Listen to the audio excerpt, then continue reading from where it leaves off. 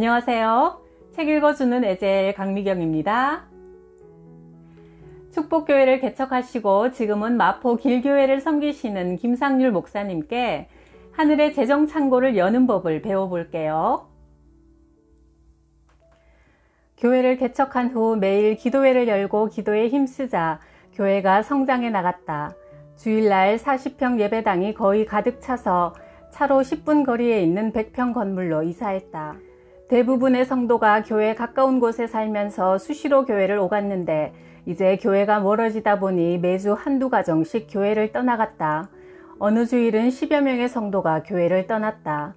그러다 보니 먼저 연약한 아내의 마음이 무너졌다. 사랑하는 성도들이 자꾸 떠나는 걸 가슴 아파하다가 우울증 증세를 보이기 시작했다. 교회의 영적 분위기가 가라앉자 나와 아내는 철야 기도를 시작했다. 기도 중 갑자기 어떤 영상이 화면처럼 보였다. 교회에 남아있는 성도들이 모두 어느 집에 모여 있었다. 신방을 가본 집이라 누구의 집인지 금방 알 수 있었다. 성도들이 그곳에 모두 모여 머리를 맞대고 수군거리고 있는데 그들 머리 위에는 거대한 뱀 2마리가 혀를 날름거리고 있었다. 교회를 무너뜨리려는 강력한 사탄이 역사하고 있음을 깨닫고 새벽 1시가 다 되었지만 나는 아내에게 말했다. 지금 즉시 그 집에 가보고 싶어. 그러나 아내는 믿지 못하겠다는 듯 대꾸했다. 이 추운 밤 새벽 1시에 성도들이 잠도 자지 않고 모여있을 리가 없어요. 아마 틀림없이 거실불이 켜져 있을 거야. 만약 불이 꺼져 있으면 그냥 돌아올게. 나는 성령에 떠밀려 차에 올랐다. 달려가는 동안 성령님께서 또 다른 놀라운 음성을 들려주셨다. 너는 그곳에 가면 이렇게 말하라. 가룟 유다가 예수님을 은 30냥에 팔지 않았느냐. 유다는 그 일이 후회되어 괴로움으로 자살해버렸다. 만약 그가 자살할 줄 알았다면 그런 짓을 했겠느냐? 도착해보니 새벽 1시여도 그 집 거실 불빛은 환하게 밝혀져 있었다. 내가 초인종을 누르자 집안에서 잠시 동요하는 듯한 움직임이 있더니 문이 열렸다. 그곳에는 내가 환상으로 본 성도들이 모두 모여 있었다. 평일에는 직장에서 퇴근하기 무섭게 피곤하다면서 얼굴조차 보기 힘들었는데 그 늦은 시간에 잠도 안 자고 모두 모여 있었다. 나도 놀랐지만 그들도 엄청나게 당황해했다. 나는 그 자리에 앉아 말했다. 성령님께서 이런 모임이 있는 환상을 기도 중에 보여주셔서 달려왔습니다. 지금 이 모임은 교회를 분열시키려는 사탄의 계략입니다. 가룟 유다가 예수님을 팔고 후회해서 자살한 것처럼 후회할 짓을 하지 말아야 합니다. 그 한마디 말을 던지고 그 집을 나왔다. 모였던 성도들은 두려워하며 다시 기도로 협력하기 시작했다.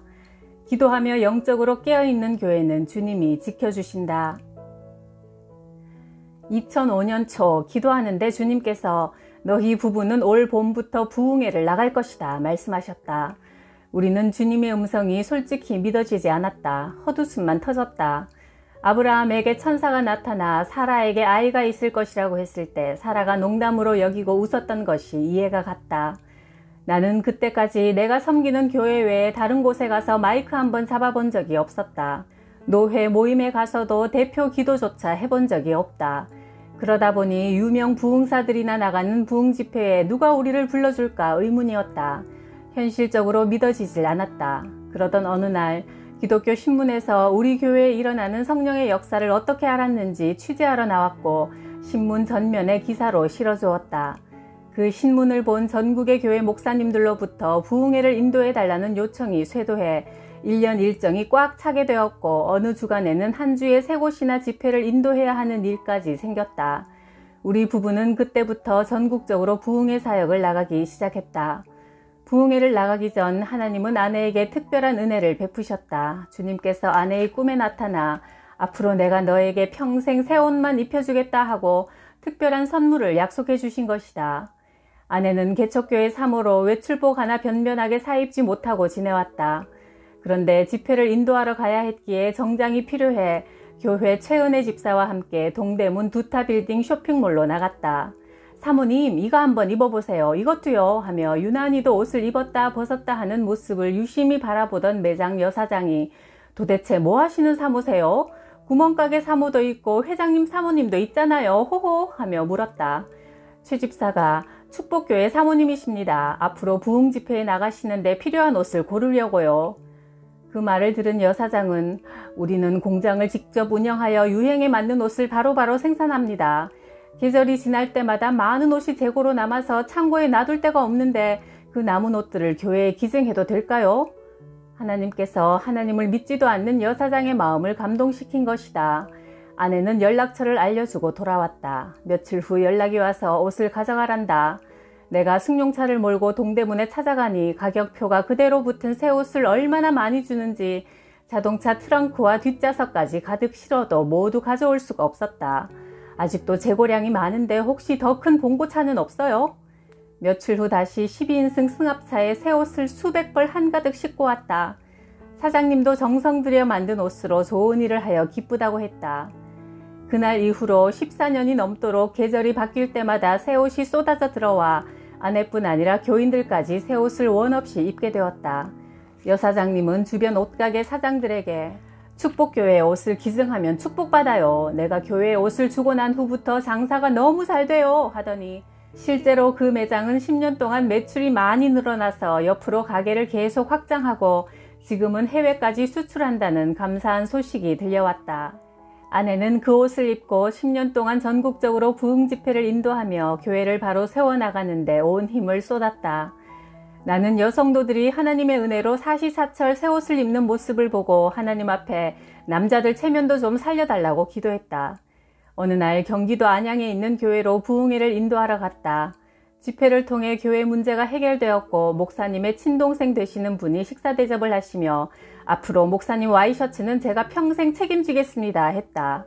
알고 보니 그는 명품 와이셔츠 회사를 운영하는 사장님이었다. 그 집사님을 통해 우리 교회 남성도님들 모두 와이셔츠를 선물받아 입을 수 있었고 내게는 아직도 포장을 뜯지 않은 옷이 넉넉하다. 무엇을 먹을까 입을까 걱정하지 말라고 하신 주님께서 오늘날도 주님의 자녀들을 이렇게 잘 입혀주시는 것을 경험하며 감사드린다. 두 아들이 초등학생일 때 교회 앞 건물은 유명한 학원이었다. 그곳을 운영하는 원장님이 크리스천이어서 개척교회 목회자 자녀들에게는 학원비를 50% 할인해 주었고 교회 학생들에게도 30%나 깎아주었다. 그 대신 학원을 위해 축복 기도를 해달라고 부탁했다. 어려운 가정들의 저렴한 학원을 소개하자 전도가 수월해져 교회 학교도 부흥되었다. 우리 부부는 수시로 도움을 주는 그 학원을 위해 축복 기도를 드렸다. 신기하게도 학원생 수가 기하급수적으로 증가해 700명이 되었다. 어느 날 원장님이 도저히 이 건물로는 학생 수를 감당하기 어렵다며 가까운 대형 건물로 이전해 나갔다. 교회를 도운 원장님을 하나님은 크게 축복해 주셨다. 어느 남자 집사님이 기도를 받으러 찾아왔다. 그는 한동안 TV 뉴스를 시끄럽게 한 장본인이었다. 벤처기업으로 한동안 잘 나갔으나 부도가 났고 다시 재개하기 위해 애쓰던 중 마침 좋은 사업 아이템이 구상되어 진행 중인데 문제는 돈이었다. 그는 종로 5가에 있는 전매청 부지를 매입하여 그곳에 주상 복합 빌딩을 세우고 종로 4가와 5가에 흩어져 있는 모든 금은방 가게들을 그곳으로 입주시키려 했다. 당시 정부와 시에서도 긍정적으로 검토가 된 상황이었다. 시공하기로 한 건설회사에 지불해야 할 계약금만 300억이지만 입주되기 시작하면 30%의 수익이 생기는 공사라고 설명했다. 그런데 자금을 대주기로 한 사람이 자꾸 미루기만 해서 하나님의 뜻이 어디 있는지 알고 싶어 했다. 기도해보니 하나님은 아직 그분의 신앙이 온전하지 못해 통로를 막아두셨다고 한다. 집사님, 하나님은 먼저 집사님이 하나님과 바른 관계를 맺고 믿음이 견고해지기를 원하십니다. 먼저 신앙생활에 힘쓰면 사업의 문도 열어주실 겁니다 하고 일러주었다. 그러나 그는 이 사업만큼은 꼭 당장 진행해야 한다며 다시 기도해달라고 3번이나 찾아와서 마치 발락이 발람을 미혹했던 것처럼 기도 내용을 바꿔주면 목사님 교회를 세워드릴게요 하며 졸랐다. 하나님의 뜻을 알고 싶다고 하면서도 기도 내용이 자기 마음에 들지 않으면 순종하지 않는 사람이 많다. 어떤 문제를 회개하셔야 합니다. 주님 앞에 불순종한 것이 있군요. 일러줄 때 자기에게 불이익이다 싶으면 듣기 싫어한다. 그것은 하나님을 이용하여 욕심만 채우려는 잘못된 거래와 같다. 그 집사님도 하려고 그토록 애쓰던 일을 결국 이루지 못했다. 먼저 하나님의 진리가 채워지지 않는 자들이 소유한 부는 허망한 결과만 초래할 뿐이다. 영혼이 병든 상태에서는 절대 풍성한 삶을 살 수 없다. 타락한 본성이 세상적인 풍요를 갖게 되면 반드시 교만해진다. 그리고 신앙도 변질되고 죄를 두려워하지 않으며 하나님을 무시하게 된다. 하나님의 백성은 먼저 하나님의 뜻에 순종해야만 길이 열린다. 피아노 학원을 운영하는 여집사님이 기도를 받으러 찾아왔다. 새로 이사온 동네에 피아노 학원이 매물로 나와서 사려고 한다는데 기도를 해보니 환상에 허수아비가 보였다. 허수아비는 생명이 없고 모양만 있는 허상이다. 그래서 다른 학원을 알아보는 것이 좋겠다고 권면했지만 그 집사님은 그 학원이 마음에 들었는지 계약을 했다. 계약한 후 사고판 두 당사자가 2달 동안 인수인계를 하며 서로의 여건이 맞지 않아 결국 계약을 취소했다. 허수아비를 본 환상대로 그 집사님은 2달 동안 아무 결과도 없이 허송세월만 한 것이다. 많은 사람들이 예언 기도를 받으러 온다. 그러나 하나님이 알려주시는 것이 마음에 들든 안 들든 듣고 순종하는 것이 중요하다. 하나님께서 우리에게 바른 길을 일러주셔도 그 음성을 무시하고 결국 자기 뜻대로 움직이면 아무 유익이 없다. 동남아 지역에서 사업하는 두 집사님이 기도를 받으러 왔다. 며칠 후 투자 유치를 위해 6명의 CEO들과 함께 출국한다며 기도를 부탁했다. 기도드리는 환상 중에 큰 코끼리가 걸어오는데 사자 무리가 나타나서 공격하기 시작했다. 코끼리는 달리면서 긴 코로 사자를 휘감아 땅에 내팽개쳤다. 집사님, 이 사업은 사탄이 강력하게 회방합니다. 하나님의 위엄과 권세가 아니면 무척 힘이 드는 사업입니다. 그들은 기도를 받은 후 출국했고 일주일 후 다시 찾아와서 말했다. 저희와 계약하기로 한 업체 대표가 약속 시간이 돼도 오질 않고 연락도 되지 않아 마음이 불안했어요. 그런데 잠시 후 그 회사 직원이 와서 말하더군요. 사장님이 어제 밀림에 들어갔다가 야생 코끼리를 만났습니다. 코끼리가 코로 사장님을 휘감아 땅으로 내리치고 발로 밟아서 사장님이 그 자리에서 즉사해버렸습니다. 우린 그 말을 듣고 놀라서 어안이 벙벙했죠. 한동안 계약도 못하고 장례식만 치르느라 호텔에 계속 머물러야 했지만 장례식이 끝나자 하나님은 다른 업체를 새롭게 알게 하셔서 원래 계약하기로 한 조건보다 더 좋은 조건으로 계약을 하고 왔습니다. 목사님, 기도해 주셔서 감사합니다. 우는 사자같이 역사하는 사탄의 공격에 기도로 맞설 때 하나님은 모든 일이 합력하여 선을 이루도록 하셨다. 어느 권사님이 선교비를 후원하는 교회와 단체를 일일이 적어놓고 매일 기도하고 있었다. 그중 어느 섬에 있는 교회에 1억 원 후원 작정이라고 써놓았다. 그 섬에는 여객선도 정기적으로 운행하지 않았고 섬 안에는 자동차가 한 대도 없으며 달랑 자전거 2대만 있는 작은 섬이었다. 그 섬에 있는 교회 목회자도 하나님께 기도 중이었다. 강풍으로 사택이 허물어져 새로이 신축 공사를 해야 하는데 1억 원이 필요했다. 권사님이 지인의 소개로 경남에 있는 작은 도시 땅을 7억에 우연찮게 구입했는데 부동산을 구입한 지 6개월이 지났을 때 매입한 토지에 지방 도로가 신설되면서 부동산 가격이 폭등했다. 그 돈으로 권사님은 여러 교회와 선교단체에 작정한 후원금을 보낼 수 있었다. 동료 목사님이 단돈 500만 원으로 교회를 개척하게 되었다. 그와 기도원에 올라가 함께 합심하여 기도하고 내려오니 마침 매주 받아보는 기독교 신문이 눈에 들어왔다. 신문을 뒤척이니 보증금 500만 원에 월 30만 원의 교회 임대 광고가 크게 눈에 들어왔다. 그 목사님은 한 걸음에 달려가 계약하고 오셨다. 40평 교회인데 방이 2개 있고 교회 간판과 종탑까지 예배시설이 완비되어 있었다. 하나님이 예비해 놓으신 곳이었다. 그 목사님은 여의도 방송국에 있는 연예인 신우회에 설교로 섬기고 있었는데 마침 개그맨 배영만 씨가 설교를 해달라고 전화를 해왔다. 제가 이제 지방에 가서 교회를 개척하기 때문에 앞으로는 설교하기가 힘들겠습니다 하고 사정을 설명했더니 배영만 집사님이 말했다. 저도 하나님의 은혜로 거듭나서 교회마다 다니며 간증을 하는데 받은 사례금을 한 푼도 쓰지 않고 모아놓았어요. 그 돈만큼은 하나님의 교회를 세우는데 쓰고 싶어서요. 이 돈을 목사님 교회 개척하시는데 쓰셨으면 좋겠습니다. 얼마 후 1,000만 원을 온라인으로 헌금해 왔다. 우리 교회도 그 교회로 매달 지정된 선교비를 보내고 있다. 재정의 축복을 받기 원한다면 하나님이 기뻐하시는 일에 기꺼이 심는 삶의 자세가 필요하다. 가난한 자를 돕는 일, 교회를 세우는 일, 선교하는 일에 동참하는 것은 축복의 통로다. 가난한 자를 불쌍히 여기는 것은 하나님께 꾸어드리는 것이니 그의 선행을 그에게 갚아주시리라. 잠언 19장 17절. 우리 교회는 본교회 건축을 하기 전에 선교지인 필리핀에 먼저 지교회인 필리핀 축복교회를 세웠다. 그것은 주님의 명령이었다. 2008년 어느 날 하나님께서 필리핀에 교회를 세워라 말씀하셨다. 당시 우리 교회는 보증금 1,000만 원에 월세 100만 원을 내는 작은 임대 개척교회였다. 하나님, 필리핀에는 아는 사람도 없고 그 나라에 대해서도 전혀 모르는데 교회를 세우려면 먼저 그곳이 어떤 곳인지 알려주세요. 주님은 기도 중에 환상을 보여주셨다. 바다처럼 넓은 강 위에 배가 지나가는데 강 건너편에 있는 섬이 우리가 교회를 세워야 할 곳이었다. 몇 달 뒤 전혀 알지 못하는 필리핀 선교사 부부가 찾아오셨다. 오랫동안 필리핀에서 사역하며 교회를 4개나 세우셨는데 사모님이 갑상선 암에 걸려 치료하기 위해 귀국했단다. 내 책을 읽고 찾아오셔서 21일 동안 치유 기도를 받으셨다.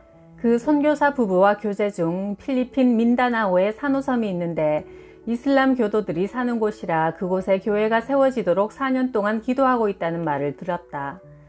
필리핀 선교에 대한 내용을 교회 카페와 홈페이지에 공개하자 성도들이 선교비를 헌금해 주었다.